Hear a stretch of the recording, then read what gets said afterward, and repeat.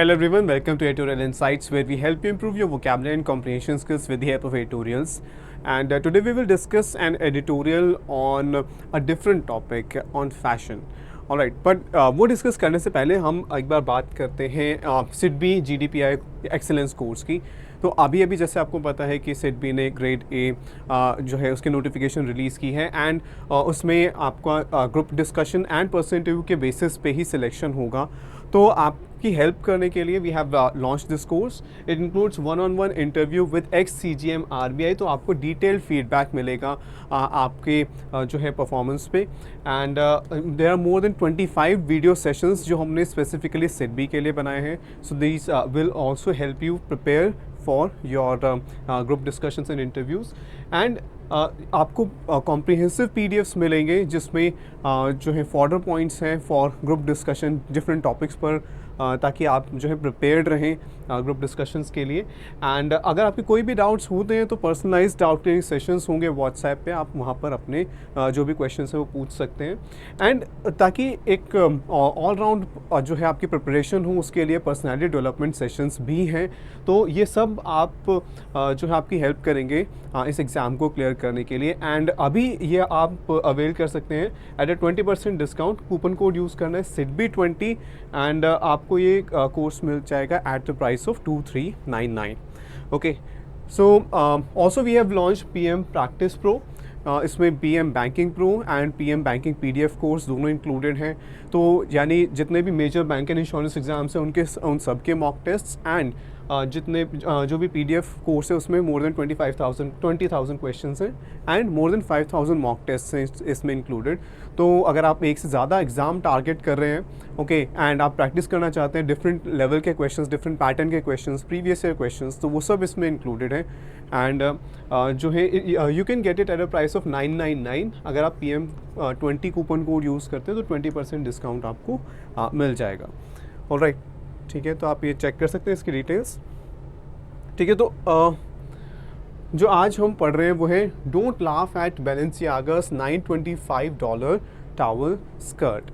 तो ये एक डिफरेंट रीड है। हमें ऐसा नहीं कि अगर हम बैंक एग्ज़ाम्स की प्रिपरेशन करें तो सिर्फ हम जो है फाइनेंस से रिलेटेड ही आर्टिकल्स पढ़ेंगे। डिफरेंट जो है हमें आदत होनी चाहिए डिफरेंट जॉनर्स रीड करने की, ताकि अगर पैसेज किसी भी डिफरेंट टॉपिक पर आए तो हमें एक आइडिया हो कि ओके इस थीम पर भी हो सकता है या किस डिफरेंट वे में लिखी जाती हैं डिफरेंट टॉपिक पर चीज़ें।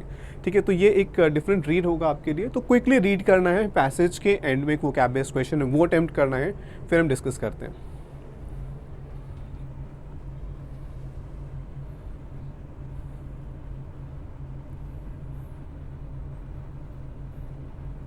Next,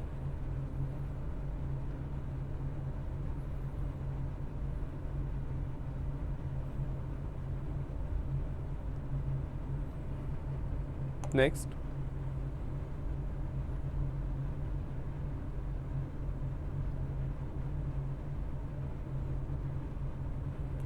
alright, so the Indian express से एडिटोरियल था, आपने रीड कर लिया है और हमें क्लोजेस्ट वर्ड बताना है किसका। ट्रूइज्म जो है पैसेज में यूज़ हुआ एक वर्ड, उसका क्लोजेस्ट वर्ड कौन सा है। Fiasco, predicament, pretence, demeanour and cliche. Okay, तो ये इसका आंसर हम देखेंगे पैसेज रीड करने के बाद। ऑलराइट, तो it is a fashion truism that the more impractical and uncomfortable a garment or accessory, the higher the status and greater the wealth of the wearer। तो अब ये एक फैशन ट्रूइज़म है, यानी कि एक ऐसी स्टेटमेंट जो कि सबको पता है कि ये फैक्ट है पर फिर भी कोई कहे। ऑलराइट, तो ये एक ऐसी स्टेटमेंट जो हम सबको पता है, इट इज़ कॉमन नॉलेज। ठीक है, फिर भी एक स्टेटमेंट कही जाती है कि जितना ज़्यादा इम्प्रैक्टिकल होगा, जितना अनकंफर्टेबल होगा कोई क्लॉथ, कोई गारमेंट, उतना ही ज़्यादा उसका स्टेटस होता है फैशन वर्ल्ड में। एंड उतना ही ज़्यादा माना जाता है कि जिसने वो ड्रेस जिसने वो गारमेंट पहना है उतना ही ज़्यादा उसका फाइनेंशियल स्टेटस है, उतना ही ज़्यादा वेल्थ है। तो यहाँ पर लिखा है, अब यहाँ पर आप देखोगे द हायर, ठीक है, the higher the status and greater the wealth of the wearer. तो यहाँ पर हमने कंपेरेटिव एडजेक्टिव्स यूज़ किए हैं। ठीक है, तो जितना ज़्यादा वो द मोर के साथ फिर हमने द हायर यूज़ किया है। ऑलराइट, तो ऐसे ही यूज़ होता है कि द मोर दिस द फिर कोई कंपेरेटिव एडजेक्टिव ही आता है, द के साथ ही आता है. The more impractical and uncomfortable an accessory और garment is, the higher the status is. Alright, तो इसका आपको ध्यान रखना है. The more, the higher, the more, the lower. All right. Okay. So consider the massive crinkling skirts of Victorian ladies, the suffocating ruffs worn by the nobility of in Tudor England, and the dangerously high-heeled shoppings worn by aristocratic ladies in Venice during the Renaissance. तो यहाँ पर अब ये एक example दिया है कि ऐसा नहीं है कि आज के टाइम में होता है कि कुछ जो कुछ बिल्कुल कुछ डिफरेंट, कोई अनकंफर्टेबल क्लोथिंग कोई पहनता है तो वो ज़्यादा जो है एफ्लुएंट माना जाता है. ऐसा नहीं है. इसमें एग्जांपल्स दिए हैं कि विक्टोरियन एरा में, यानी कि अराउंड 200 ईयर्स अगो जो है वहाँ तब उस टाइम पे जो क्रिंकलिन 150 ईयर्स अगो क्रिंकलिन स्कर्ट्स पहनी जाती थी, वेमेन पहनती थी. एंड जो है रफ्स पहनते थे. रफ एक टाइप का कॉलर होता था, बहुत बड़ा कॉलर मेन यूजुअली पहनते थे वो. तो सफोकेटिंग रफ्स, सफोकेटिंग यानी इतना वो गले को बिल्कुल टाइटली जो है उसके अराउंड पहना जाता था. Suffocating ruffs Warne by the nobility, जो नोबल्स होते थे, जो हाई क्लास होती थी टूडोर इंग्लैंड में, वो पहनते थे. And the dangerously high heeled chopines worn by aristocratic ladies. तो ये सब अलग अलग एक्सेसरीज़ हैं या गारमेंट्स हैं जो कि एफ्लुएंट क्लासेस पहनती आई हैं over the last couple of 100 years. और इसी में ये यही उस जो स्टेटमेंट है उसी को ही फर्दर बताया गया है कि कैसे अनकंफर्टेबल क्लोथिंग एक क्लास को सिग्निफाई करती है. ठीक है. तो all these so popular in their times. तो अपने अपने टाइम में ये चीज़ें बहुत ज़्यादा पॉपुलर थी और जो भी वेल्दी लोग थे, वेल्दी पीपल थे, वो ये पहनते थे. Telegraph not only the eminent social position of their wearers but also the fact that they were rich enough to afford the help required to hobble about in these often excruciating fashions. तो इसका क्या significance था? अगर पूछें कि ये क्यों पहनते थे, ये जो एग्जांपल्स दिए कि इतने अनकंफर्टेबल क्लोथिंग क्यों पॉपुलर थी, तो इसका रीज़न यहाँ पर गिवन है कि उस टाइम पे ये इतने पॉपुलर इसलिए थे क्योंकि टेलीग्राफ करते थे. अब टेलीग्राफ तो एक नाउन है, ठीक है, मैसेज को भेजना, लेकिन टेलीग्राफ को आप एक वर्ब की तरह भी यूज़ कर सकते हो, जहाँ पर मतलब होता है कि एक indirect meaning, indirect message convey करना. आप डायरेक्टली जाके किसी को नहीं कह रहे, ठीक है, इनडायरेक्टली आपकी ड्रेस से वो मैसेज कन्वे हो रहा है कि मैं वेल्दी पर्सन हूँ. ठीक है. तो यहाँ पर the telegraph not only the eminent social position, eminent होता है रिस्पेक्टेबल, ठीक है, जो हाई क्लास हम कह सकते हैं, रिस्पेक्टेबल कह सकते हैं. तो एमिनेंट सोशल पोजीशन, सिर्फ यही नहीं पता चलता था कि ये बहुत सोसाइटी में अपर क्लास को बिलोंग करते हैं, बल्कि ये भी पता चलता था कि उनके पास इतना पैसा है, they are rich enough to afford the help required to hobble about. Hobble होता है लड़खड़ा कर चलना. ठीक है. आप कंफर्टेबली वॉक नहीं कर सकते इन ड्रेसेस में, you have to walk, you have to hobble. तो हॉबल एक टाइप की वॉक होती है. हॉबल अबाउट प्रपोजिशन यूज़ की जाती है इसके साथ. ठीक है. हॉबल अबाउट. तो वो मुश्किल से मूव कर पाते थे, लेकिन उनके पास इतना पैसा था कि वो हेल्प, यानी कि जो भी कोई सर्वेंट है या वो अपने साथ रखते थे ताकि वो इन ड्रेसेस को पहन के कहीं जा सकते थे. तो ये उनके जो वेल्थ है, ये जो उनकी वेल्थ है वो शो करता था, सिग्निफाई करता था in these often excruciating fashions. Excruciating जो बहुत ज़्यादा पेनफुल हो. अब पेनफुल वो हो सकता है मेंटली पेनफुल हो सकता है कि वो फिज़िकली पेनफुल हो. तो यहाँ पर फिज़िकल पेन की बात हो रही है कि ये सब जो सफोकेटिंग ड्रेसेस थी ये काफ़ी पेनफुल थी और इसमें वो मूव करते थे. एंड लेकिन वो क्यों पहनते थे? क्योंकि एक तो उनकी एमिनेंट सोशल पोजीशन वो शो होती थी, दूसरा ये इंडिकेट करता था they are rich because they can afford help, they can hire a servant to help them move about. Okay, so what exactly would one be communicating by wearing Balenciaga's towel skirt unveiled this week on the luxury label's website? अब यहाँ पर ये एक background set किया first जो paragraph ने. अब हम आ रहे हैं जो हमारा टाइटल है उसकी बात हो रही है कि अभी क्या हुआ. अब ये क्वेश्चन है कि what exactly would one be communicating अगर हम Balenciaga की जो है टावल स्कर्ट देखें. ओके, टावल स्कर्ट देखें तो उसका अब इस कॉन्टेक्स्ट में उसको हम कैसे समझें. ठीक है. जो अभी अभी इस वीक जो है उस जो लग्जरी ब्रांड है उनकी वेबसाइट पर ये अनवेल की है, यानी कि उन्होंने जो है शो की है. Being undeniably comfortable, it is made of terry cloth, yet priced at a whopping $925, about 77,000 rupees, would one be sending out a mixed message by wearing this skirt? तो अब यहाँ पर है कि ये अनडिनाइबली कंफर्टेबल है, अनडिनाइबली जिसको मना नहीं किया जा सकता, जिसके अगेंस्ट आप कोई आर्ग्यूमेंट नहीं दे सकते, यानी कि बहुत ज़्यादा कंफर्टेबल है ड्रेस, ठीक है। It is made of terry cloth, तो काफ़ी ज़्यादा कंफर्टेबल है, yet price at a whopping $925, comfortable clothing लेकिन बहुत ज़्यादा महंगा, $925, दैट इज़ 77,000 रुपीज़।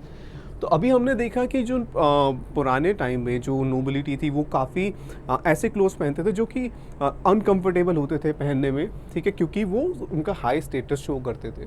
लेकिन यहाँ पर एक है बहुत ज़्यादा कंफर्टेबल ड्रेस और वो बहुत ज़्यादा एक्सपेंसिव है।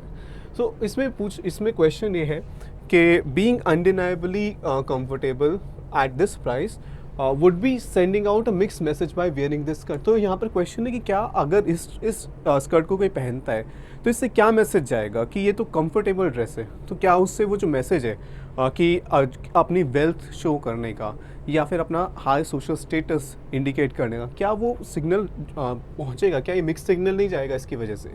As per the internet though, which has been in collective hysteria over the garment, anyone who chooses to wear one of these would only be sending out a message about the extreme gullibility. तो अगर हम internet की बात करें, उस internet के according क्या कि कोई वो इंटरनेट पे क्या है, हिस्टेरिया है, एक बहुत ज़्यादा एक्साइटमेंट है किसी चीज़ को लेकर। हिस्टेरिया होता है एक स्टेट जिसमें आप बहुत ज़्यादा एक्साइटेड होते हैं, हाई ऑन इमोशन। तो इंटरनेट पे हिस्टेरिया किस चीज़ को लेकर है? इस ड्रेस को लेकर। और वहाँ पर लोग क्या कह रहे हैं कि anyone who chooses to wear one of these, कि कोई भी अगर ये स्कर्ट पहनता है would be sending out a message about the extreme gullibility. Gullibility आसानी से किसी चीज़ में मान लेना, ठीक है, ना समझ होना कि किसी चीज़ आप you do not have proper understanding of how things work. तो यहाँ पर गलिबिलिटी की नेविटी भी कह सकते हैं, नेविटी। तो यहाँ पर ओके तो यहाँ पर कि आप कि वो जो है इसको समझते नहीं है, ठीक है, एक्सट्रीम गलिबिलिटी। तो यही मैसेज जाएगा अकॉर्डिंग टू द इंटरनेट। कोई अगर ये ड्रेस खरीदता है तो वो गलिबल है, नेव है। It's easy to be derisive about some of the more outrageous creations. अब यहाँ पर तो हमने इंटरनेट का ओपिनियन देख लिया, अब हम देखते हैं कि जो ऑथर है उसका क्या ओपिनियन है। तो it is easy to be derisive when you are derisive of something. आप कंटेम्प्ट शो करते हो। कंटेम्प्ट यानी कि आप डिसअप्रूवल शो करते हो, ठीक है, आपको लगता है कि ये तो गलत है, ये ठीक नहीं है। तो it is easy to be derisive about some of the more outrageous creations of haute couture houses. यहाँ पर कहा जा रहा है कि बहुत डिफरेंट जो है फैशन और जो आइडियाज़ हैं वो आते रहते हैं। तो इट्स ईजी कि बहुत आसान है अगर हम जो ये आउटरेजियस, जो ये बहुत अनोखे, बहुत डिफरेंट जो डिज़ाइंस आते हैं तो उनको क्रिटिसाइज़ करना, उनके लिए कंटेम्प्ट शो करना बहुत आसान है। ऑलराइट, यहाँ पर ये हॉट कल्चर ये फ्रेंच वर्ड है, सो दैट मीन्स आप हाई फैशन कह सकते हो, जो एक्सपेंसिव लग्जरी आइटम्स होती हैं। So, but with the towel skirt, it is possible that the muse of fashion has led Balenciaga and other labels like Prada, which have also been inspired to create towel clothing in the right direction. तो यहाँ पर अभी question ये है कि इनके जो काफ़ी सारे जो डिज़ाइंस होते हैं वो आउटरेजियस होते हैं। आउटरेजियस दो तरह से यूज़ होता है। एक होता है कि कोई कुछ ऐसा काम कर दे जिससे आप ऑफेंड होते हो, आपको बुरा लगता है, आपको गुस्सा आता है। दूसरा होता है आउटरेजियस, जिसमें आपको लगता है कि ये कुछ आउट ऑफ नॉर्मल है और आपको जो है वो इंटरेस्टिंग भी लगता है, may be you laugh about it, ठीक है। तो ये दो मीनिंग है यहाँ पर। तो यहाँ पर यह है कि यहाँ पर सेकंड वाला मीनिंग है कि यू फाइंड समथिंग अम्यूजिंग, कि इतना ज़्यादा जो है डिफरेंट डिज़ाइंस हो जाते हैं कि people find it amusing and people laugh about it. तो लेकिन यहाँ पर क्वेश्चन ये है कि क्या जब ये टावल स्कर्ट जो है बैलेंसियागा ने ये जो बनाई है, तो क्या ये पॉसिबल है? Is it possible that the muse of fashion, यहाँ पर एक वर्ड यूज़ हुआ है और यहाँ पर कैपिटल M यूज़ हुआ है। तो यहाँ पर ये बात कर रहे हैं एक ग्रीक गॉडेस की, ठीक है, जो कि आर्ट के बारे में, आर्ट्स एंड साइंसेस उनके बारे में जो है उनसे रिलेटेड थे। तो यहाँ पर 9 म्यूज़ेस की बात होती है, तो उनमें से एक म्यूज़, ओके, कैपिटल M है। लेकिन एक इंग्लिश का वर्ड भी है स्मॉल m, ठीक है। अब उसका क्या मीनिंग होगा? तो म्यूज़ होता है इंस्पिरेशन, ठीक है, इंस्पिरेशन। और कैपिटल MUSE ये एक गॉडेस की बात होती है।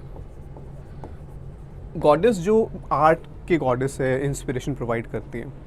तो यहाँ पर है कि म्यूज़ ऑफ फैशन की जो फैशन की गॉडेस थी, क्या उन्होंने बैलेंसियागा को ये करने के लिए इंस्पायर किया एंड अदर लेबल्स, और इसके साथ साथ बाकी जो ब्रांड्स हैं जिन्होंने टॉवल क्लोथिंग क्रिएट किए हैं अभी recently in the right direction. क्या हो सकता है कि गॉडेस ने इन ब्रांड्स को पुश किया हो राइट डायरेक्शन, सही डायरेक्शन में जाने के लिए? ऐसा क्यों सोचा जा रहा है? After all, wearing a towel as a garment makes great practical sense on a rapidly warming planet. अगर हम टॉवल के मटेरियल से बने ड्रेसेस पहनते हैं तो वो प्रैक्टिकल है। क्यों ऐसा क्यों लगता है? क्योंकि जो ग्लोबल वार्मिंग की वजह से प्लैनेट का टेम्परेचर बढ़ रहा है, not only would it be airy and cool, it would be useful in mopping up sweat as heat waves grow longer and more frequent. तो एक तो एयरी एंड कूल होगा, कंफर्टेबल होगा, और उसके साथ साथ स्वेट जो है उसे मॉप अप करना, मॉप अप कलेक्ट करना भी होता है, ठीक है, मॉप अप किसी लिक्विड को पोंछना भी होता है। ओके, तो ये यहाँ पर मीनिंग है। और मॉप अप एक और भी होता है कि जब आप किसी को हरा देते हो तो अपने उस एक्शन को कंप्लीट करना, ठीक है, मॉप अप। कोई आपने एक्शन लिया है, मॉप अप करना, जैसे आपने अपने एनिमी फोर्सेस को डिफीट कर दिया, हरा दिया। उसके बाद when you mop up your action, that means कि जो थोड़े बहुत सोल्जर्स बच गए होंगे उन्हें ढूंढना, उन्हें कैप्चर करना। ऑलराइट, तो ये वो मीनिंग कन्वे करता है डिफरेंट। यहाँ पर मीनिंग है सिर्फ एक लिक्विड को पोंछना। So sweat, it will be helpful in mopping the sweat. Okay, Indians recognise this multipurpose aspect of towel centuries ago. यहाँ पर फिर इंडिया से कनेक्ट किया है कि कैसे कई सेंचुरी से इंडिया में इस जो फैक्ट है इसको यूज़ किया जा रहा है, इस मल्टीपर्पज़ एस्पेक्ट को। फ्रॉम द टोटू of Kerala to the gamcha of eastern India, this humble bit of fabric can be kerchief, head covering और लॉइन क्लॉथ। तो ये हम्बल किसके लिए यूज़ होता है? यहाँ पर सिंपल, यहाँ पर मीनिंग है सिंपल, ऑर्डिनरी, जो नॉर्मली जो यूज़ किया जाता है हम्बल, ठीक है। किसी पर्सन के लिए आप हम्बल यूज़ करोगे, वहाँ पर होगा जो अपने अचीवमेंट्स के बारे में ब्रैग नहीं करता, अपनी अचीवमेंट्स को कम शो करता है। ऑलराइट, तो यहाँ पर हम्बल बिट ऑफ फैब्रिक, यहाँ पर ये नहीं पोलाइट फैब्रिक नहीं है, यहाँ मतलब है सिंपल फैब्रिक, ऑर्डिनरी कॉमन जो फैब्रिक है। ये एक हैंडकरचीफ की तरह भी यूज़ हो सकता है, हेड कवरिंग की तरह भी, लॉइन क्लॉथ की तरह भी, तीनों तरीके से यूज़ किया जा सकता है। लॉइन क्लॉथ इज़ जैसे एक covering the lower part of the body. So it's gentrification by luxury labels. Gentrification होता है कि किसी चीज़ को आप, किसी प्रोडक्ट को ऐसे आप मॉडिफाई करो, चेंज करो कि जो वेल्दी क्लास है उन्हें वो अच्छा लगने लगे। तो यहाँ पर कहा जा रहा है कि जैसे एक कॉमन पीपल यूज़ करते हैं, ये जो यहाँ पर हम इंडिया में बात करें तो टोर्थो एंड गमछा, so common people use these, लेकिन इनका जेंट्रिफिकेशन हो रहा है, इनको इस तरह प्रेजेंट किया जा रहा है कि जो अपीलिंग लगे वेल्दी पीपल को। By luxury labels notwithstanding, भले ही नॉट विथ स्टैंडिंग होता है डिस्पाइट, ठीक है। अब ऐसा लगता है कि 3 वर्ड है इसमें, नॉट भी है, विद भी है, स्टैंडिंग भी है, ये एक ही वर्ड है, ठीक है। और नॉट विथ स्टैंडिंग का मतलब होता है इसके बावजूद, ठीक है। तो भले ही जो लग्जरी लेबल्स है वो इसका जेंट्रिफिकेशन कर रही हैं, इसको प्रेजेंट कर रही हैं जो रिच पीपल है उनके लिए, लेकिन कॉमन पीपल इसको यूज़ करते हैं सेंचुरीज से। अ टॉवल में just be the ultra casual clothing of choice in the era of climate change. तो ये ओपिनियन है ऑथर का कि इस एरा में, क्लाइमेट चेंज के एरा में एक टॉवल जो है वो काफ़ी कंफर्टेबल होगा, और ये कैजुअल जो चॉइस है, क्लोथिंग ऑफ चॉइस होना चाहिए, क्योंकि ये कंफर्टेबल है और जो है वेदर के लिए ठीक है। Why would anyone wear heavier fabrics and more restrictive clothes? अब इस टाइम पे क्यों कोई हैवी फैब्रिक और रिस्ट्रिक्टिव क्लोथ्स पहनना चाहेगा? जैसा कि हमने पैसेज के बिगिनिंग में देखा था कि जो नोबिलिटी थी वो कैसे क्लोथ्स पहनते थे, तो आज के टाइम में वो प्रैक्टिकल नहीं है। When they can be cool, casual and breezy in towel. Breezy is यहाँ पर रिलैक्स्ड कह सकते हैं, कंफर्टेबल कह सकते हैं। तो यहाँ पर यही कहा है कि रिस्ट्रिक्टिव क्लोथ्स की ज़रूरत नहीं है, you can be comfortable in a towel. Okay, तो यहाँ पर आपको इस चीज़ का ध्यान रखना है कि इंटरनेट का क्या ओपिनियन है, ठीक है। कई बार हम जब रीड करते जाते हैं तो ऑथर का ओपिनियन या किसी और का ओपिनियन, उस पर बहुत डिफरेंस हो सकता है। तो यहाँ पर ये ऑथर का ओपिनियन नहीं है गलिबिलिटी वाला, ठीक है, ऑथर का ओपिनियन यहाँ पर है। तो ये गलिबिलिटी, ये कौन कह रहा है कि अगर आप ये स्कर्ट परचेज करते हो और पहनते हो तो यू आर गलेबल? तो ये this is according to the internet, alright, not according to the author. तो इसका ध्यान रखना है कि इंटरनेट का ओपिनियन अलग है, ऑथर का ओपिनियन डिफरेंट है, कि ये ऑथर के अकॉर्डिंग ये प्रैक्टिकल है आज के टाइम में, जैसे जैसे जो है बढ़ता जा रहा है टेम्परेचर, उस केस में क्या यूज़ हो सकता है, डिफरेंट यूजेस हैं। वहाँ पर ये लिखा है कि हैंकरचीफ की तरह, हेड कवरिंग की तरह, लॉइन क्लॉथ की तरह यूज़ हो सकता है। एंड यहाँ पर एक और चीज़ कि what does the author think inspired या pushed these fashion brands to come up with a product like this, कि एक टावल स्कर्ट बनाने के लिए कहाँ से इंस्पिरेशन मिली होगी, तो ऑथर को क्या लगता है। तो यहाँ पर वो क्वेश्चन के फॉर्म में लिखा है, बट ऑथर इज़ वंडरिंग कि क्या सही में ऐसा हुआ है कि जो गॉडेस है फैशन की, उन्होंने इंस्पायर किया है इन ब्रांड्स को इस फैब्रिक के साथ जो है एक्सपेरिमेंट करने के लिए। तो ये सब, इन सब चीज़ों का आपको ध्यान रखना है, इन सब चीज़ों से क्वेश्चंस बन सकते हैं अगर आप कहीं भी कोई पैसेज रीड करते हैं तो। ऑलराइट, बाकी हमने इंपॉर्टेंट वर्ड्स एंड फ्रेजेस देख ही लिए हैं, तो अब हम बात करते हैं ट्रूइज्म की। कोई एक ऐसी स्टेटमेंट जो बहुत कॉमन है, सबको उसके बारे में पता है, फिर भी आप फिर उस स्टेटमेंट को कोट करते हो, ठीक है, तो और उसमें कुछ नया नहीं है, कुछ ओरिजिनल नहीं है, उसके बारे में सबको पता है। तो यहाँ पर ट्रूइज्म किस सेंस में यूज़ हुआ था कि जितना ज़्यादा अनकंफर्टेबल, जितना ज़्यादा एक्सपेंसिव कोई क्लोथिंग होगी, उतना ही ज़्यादा माना जाता है कि वो पर्सन रिच होगा। यहाँ पर देखो कि जितना इम्प्रैक्टिकल और अनकंफर्टेबल होगा कोई गारमेंट, उतना ही माना जाता है उसको पहनने वाले का स्टेटस ज़्यादा है। तो ये एक ट्रूइज्म है, सबको पता है। तो इस ट्रूइज्म से सिमिलर वर्ड कौन सा? It is cliché. क्लीशे होता है कि इट इज़ ऑल्सो स्टेटमेंट जिसमें कुछ नया नहीं होता, सबको पता होता है, आप बस कहते हो। ऑलराइट, तो ई इसका आंसर होगा। बाकी फियास्को इज़ अ डिज़ास्टर, ठीक है, या कहीं कि फेलियर हो जाता है। ओके, तो किसी जैसे कोई कहीं पे कोई गवर्नमेंट जो है, हम मानते हैं कि गवर्नमेंट जो है एक डिपार्टमेंट है, एंड वो कोई प्रोजेक्ट अंडरटेक कर रहा था और फिर वहाँ पर वो प्रोजेक्ट नहीं हो पाता, वहाँ पर कोई स्कैम होता है, डिज़ास्टर होता है, तो वहाँ हम कहेंगे कि इट वाज अ फियास्को, कि वो कंप्लीट फेलियर था। प्रेडिकेमेंट इज़ किसी चीज़ को लेकर जो है डाउट आता है, मन में कंफ्यूजन होता है, तो it is also not similar in meaning to truism. Pretence होता है दिखावा करना, ठीक है, कि आप शो कुछ और करते हो but you mean something else, so pretence नहीं है। एंड डेमिनर होता है आप कैसा बिहेव करते हो किसी पर्सन के सामने, ओके, तो उससे सामने वाले पर्सन को कैसा लगता है कि आपका बिहेवियर, आप जो है बहुत ज़्यादा काम हो, बहुत ज़्यादा एग्रेसिव हो, तो वो सब डेमिनर से इंडिकेट होता है। तो these are not in similar in meaning to truism. Cliches का आंसर होगा, ओके। एंड जो इंपॉर्टेंट वर्ड्स एंड फ्रेजेज हैं यहाँ पर मैंशनड हैं, आप उनका स्क्रीनशॉट भी ले सकते हो, ओके। अब यहाँ पर अगर हम देखें कि डेराइजिव, तो उसके लिए आप रिडिक्यूलिंग भी कह सकते हो, स्कॉफिंग भी कह सकते हो, जियरिंग भी कह सकते हो। ये वर्ड्स तो आपको पता होने चाहिए, ठीक है। जियरिंग, ये स्कॉफिंग, ये आ जाते हैं कभी कभी, ठीक है। रिडिक्यूल थोड़ा कॉमन है, तो वो आई थिंक आपको पता होगा, मॉक करना, किसी का मजाक बनाना, ठीक है। तो ये सब सिमिलर हैं, तो इस तरह आपको थोड़ा इनको याद रखना पड़ेगा, and it will be helpful, ठीक है। आउटरेजेस का हमने दो मीनिंग देख ही लिए थे। एक है जिसमें आपको एंग्री फील होता है, अम्यूजिंग या शॉकिंग फील हो, दूसरे में आपको एंगर फील हो, ठीक है। दोनों चीज़ों को आउटरेजेस कह सकते हैं। एंड म्यूज़ का हमने देख लिया था, एंड ठीक है, तो ये जो इम्पॉर्टेंट वर्ड्स एंड फ्रेजेस थे वो यहाँ पर मेंशन है। So I hope you liked today's session. Do let us know in the comment section. Thank you.